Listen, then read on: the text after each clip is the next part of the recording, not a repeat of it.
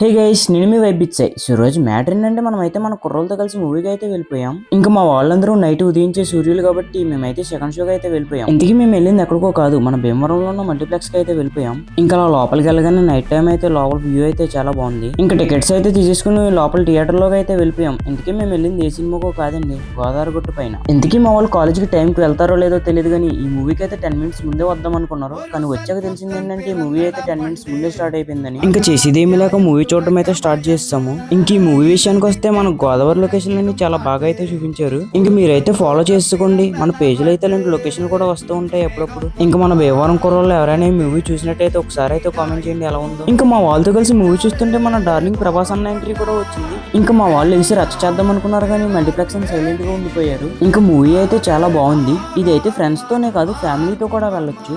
ఇంకా మా వాళ్ళు అయితే ఉన్న కాడ ఉండకుండా దారులు కుక్కలను అయితే కెలుక్కుంటూ ఇంటికి అయితే వెళ్ళిపోయాం. Bye guys.